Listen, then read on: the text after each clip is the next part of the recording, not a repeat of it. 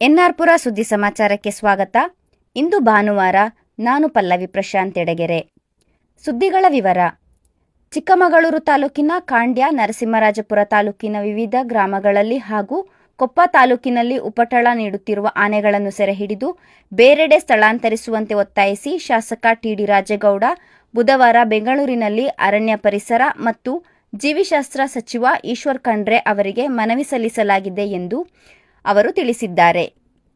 ಅವರು ಪತ್ರಿಕಾ ಹೇಳಿಕೆ ನೀಡಿ ನರಸಿಂಹರಾಜಪುರ ತಾಲೂಕಿನ ಮೆಣಸೂರು, ಕಡಹನಬೈಲು ಗ್ರಾಮ ಪಂಚಾಯಿತಿ ವ್ಯಾಪ್ತಿಯ ದ್ವಾರಮಕ್ಕಿ, ಕೋಟೆಬೈಲು, ಗುಡ್ಡದಮನೆ, ಮಳಲಿ, ನೇರ್ಲೆಕೊಪ್ಪ, ಆಲಂದೂರು, ಗಾಂಧಿ ಗ್ರಾಮ, ಬಣಗಿ, ಮಡಬೂರು ವ್ಯಾಪ್ತಿಯಲ್ಲಿ ಒಂದು ಒಂಟಿ ಸಲಗ, ಕಾನೂರು ಗ್ರಾಮ ಪಂಚಾಯಿತಿ ವ್ಯಾಪ್ತಿಯ ಸಂಸೆ, ಗುಡ್ಡೆಹಳ್ಳ ವ್ಯಾಪ್ತಿಯಲ್ಲಿ ಮತ್ತೊಂದು ಒಂಟಿ ಸಲಗ, ಸೀತೂರು ಗ್ರಾಮ ಪಂಚಾಯಿತಿ ವ್ಯಾಪ್ತಿಯಲ್ಲಿ ಒಂದು ಒಂಟಿ ಸಲಗ, ಕೊಪ್ಪ ತಾಲೂಕಿನ ಕುಂಚೂರು, ಕಳಸಾಪುರ, ಅಂಚಿಕೊಳಲು, ಮಂಚಿಕೊಪ್ಪ, ಮಾಚಿಕೊಪ್ಪ, ಮರಿತೊಟ್ಲು ಭಾಗದಲ್ಲಿ ಮತ್ತೊಂದು ಒಂಟಿ ಸಲಗ ಹಾಗೂ ಚಿಕ್ಕಮಗಳೂರು ತಾಲೂಕಿನ ಖಾಂಡ್ಯ ಹೋಬಳಿ ಹುಯಿಗೆರೆ ಗ್ರಾಮ ಪಂಚಾಯಿತಿಯ ಅಂಡವಾನೆಯಲ್ಲಿ ಒಂದು ಸಲಗ ಸೇರಿದಂತೆ ಒಟ್ಟು 5 ಒಂಟಿ ಸಲಗಗಳು ಸಾರ್ವಜನಿಕರಿಗೆ ಹಾಗೂ ರೈತರಿಗೆ ಉಪಟಳ ನೀಡುತ್ತಿದ್ದು, ತೆಂಗು, ಅಡಿಕೆ, ಬಾಳೆ ಮತ್ತಿತರ ಬೆಳೆಗಳನ್ನು ನಾಶ ಮಾಡುತ್ತಿದ್ದು, ಸದರಿ ಆನೆಗಳ ಉಪಟಳ ದಿನೇ ದಿನೇ ಹೆಚ್ಚಾಗುತ್ತಿರುವುದರಿಂದ ಎಲ್ಲರೂ ಜೀವಭಯದಿಂದ ಹೊರಕ್ಕೆ ಬಾರದಂತಾಗಿದ್ದು, ಒಂಟಿ ಆನೆಗಳನ್ನು ಹಿಡಿದು ಬೇರೆಡೆಗೆ ಸ್ಥಳಾಂತರಿಸುವಂತೆ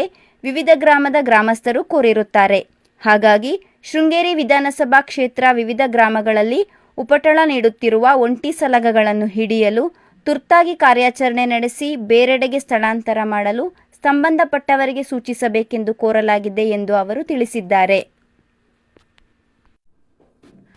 ಮಕ್ಕಳಿಗೆ ಸ್ತನ್ಯಪಾನ ಮಾಡುವುದರ ಮೂಲಕ ಶಿಶು ಮರಣವನ್ನು ತಡೆಗಟ್ಟಬಹುದು ಎಂದು ಜಿಲ್ಲಾ ನರ್ಸಿಂಗ್ ಅಧಿಕಾರಿ ರೇಣುಕಾ ಕರೆ ನೀಡಿದರು.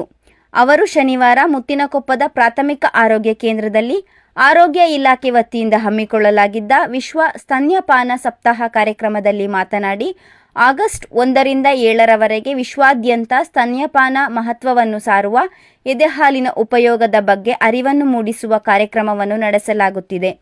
ಹುಟ್ಟಿದ ತಕ್ಷಣ ಮಗುವಿಗೆ ಎದೆಹಾಲನ್ನು ನೀಡಬೇಕು. 6 ತಿಂಗಳವರೆಗೆ ಕೇವಲ ಎದೆಹಾಲನ್ನು ಮಾತ್ರ ನೀಡಿ ನಂತರ ಪೂರಕ ಆಹಾರವನ್ನು ಪ್ರಾರಂಭಿಸಬೇಕು. 2 ವರ್ಷದವರೆಗಾದರೂ ಕಡ್ಡಾಯವಾಗಿ ಎದೆಹಾಲನ್ನು ನೀಡುವುದರ ಮೂಲಕ ಶಿಶು ಮರಣವನ್ನು ತಪ್ಪಿಸಬೇಕು. ಸ್ತನ್ಯಪಾನದಿಂದ ಮಕ್ಕಳಲ್ಲಿ ಕಂಡುಬರುವ ಅತಿಸಾರ ಭೇದಿ, ನ್ಯೂಮೋನಿಯಾ, ಇರುಳುಗಣ್ಣು ತಡೆಗಟ್ಟುತ್ತದೆ. ಸ್ತನ್ಯಪಾನವನ್ನು ಸರಿಯಾದ ಭಂಗಿಯಲ್ಲಿ ಕುಡಿಸಿ ತೇಗನ್ನು ತೆಗೆದು ಮಗುವನ್ನು ಮಲಗಿಸಬೇಕು ಎಂದು ಅವರು ತಿಳಿಸಿದರು. ಕಾರ್ಯಕ್ರಮದ ಅಧ್ಯಕ್ಷತೆಯನ್ನು ಡಾಕ್ಟರ್ ಭರತ್ ವಹಿಸಿದ್ದರು. ಕಾರ್ಯಕ್ರಮದಲ್ಲಿ ತಾಲೂಕು ಹಿರಿಯ ಆರೋಗ್ಯ ಶಿಕ್ಷಣಾಧಿಕಾರಿ ಪಿಪಿ ಬೇಬಿ, ಹಿರಿಯ ಆರೋಗ್ಯ ನಿರೀಕ್ಷಣಾಧಿಕಾರಿ ದರ್ಶನ್, ಆರೋಗ್ಯ ಇಲಾಖೆ ಅಧಿಕಾರಿಗಳಾದ ಪ್ರವೀಣ್, ಡೈಸಿ, ಶೋಭಿ, ಕಿರಣ್, ದರ್ಶನ್ ಉಪಸ್ಥಿತರಿದ್ದರು.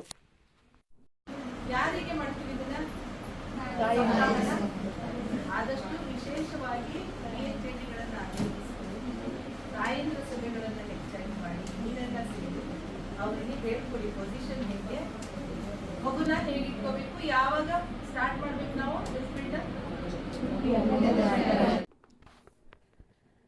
ವಿದ್ಯಾರ್ಥಿಗಳು ಕಾಲೇಜು ಹಂತದಲ್ಲಿ ದುಶ್ಚಟಗಳಿಗೆ ದಾಸರಾಗದೆ ಕಲಿಕೆಯ ಕಡೆಗೆ ಆಸಕ್ತಿ ಬೆಳೆಸಿಕೊಳ್ಳಬೇಕು ಎಂದು ತಹಶೀಲ್ದಾರ್ ತನುಜಾ ಟಿ. ಸವದತ್ತಿ ಕರೆ ನೀಡಿದರು. ಅವರು ಶುಕ್ರವಾರ ಇಲ್ಲಿನ ಸರ್ಕಾರಿ ಪ್ರಥಮ ದರ್ಜೆ ಕಾಲೇಜಿನಲ್ಲಿ ಆಂತರಿಕ ಗುಣಮಟ್ಟ ಭರವಸೆ ಕೋಶ, ಭಾರತೀಯ ರೆಡ್ ಕ್ರಾಸ್ ಸಂಸ್ಥೆ ಹಾಗೂ ಆರ್ಥಿಕ ಸಾಕ್ಷರತಾ ಕಾರ್ಯಕ್ರಮದ ಸಹಯೋಗದಲ್ಲಿ ಡಾಕ್ಟರ್ ಮಹಂತ ಶಿವಯೋಗಿಗಳ ಜನ್ಮದಿನದ ಅಂಗವಾಗಿ ನಡೆದ ವ್ಯಸನ ಮುಕ್ತ ದಿನ ಕಾರ್ಯಕ್ರಮಕ್ಕೆ ಚಾಲನೆ ನೀಡಿ ಮಾತನಾಡಿದರು. ಅಧ್ಯಕ್ಷತೆ ವಹಿಸಿದ್ದ ಸರ್ಕಾರಿ ಪ್ರಥಮ ದರ್ಜೆ ಕಾಲೇಜಿನ ಪ್ರಾಂಶುಪಾಲ ಧನಂಜಯ್ ಮಾತನಾಡಿ, ಡಾಕ್ಟರ್ ಮಹಂತ ಶಿವಯೋಗಿಗಳು ಯುವ ಶಕ್ತಿ ವ್ಯಸನಗಳಿಂದ ಮುಕ್ತರಾಗಬೇಕೆಂದು ಆಶಿಸಿದ್ದರು. ಅವರ ಜನ್ಮ ದಿನಾಚರಣೆಯನ್ನು ವ್ಯಸನ ಮುಕ್ತ ದಿನವನ್ನಾಗಿ ಆಚರಿಸಲಾಗುತ್ತಿದೆ. ವ್ಯಸನಗಳು ಎಂದರೆ ಕೇವಲ ಮದ್ಯಪಾನ, ಧೂಮಪಾನ, ಗಾಂಜಾ, ಮಾದಕ ವಸ್ತುಗಳನ್ನು ಸೇವನೆ ಮಾಡುವುದು ಮಾತ್ರವಲ್ಲದೆ ಜೀವನಕ್ಕೆ ಹಾನಿಕಾರವಾಗುವ ಎಲ್ಲ ವಿಷಯಗಳು ವ್ಯಸನಗಳಾಗುತ್ತವೆ ಎಂದರು.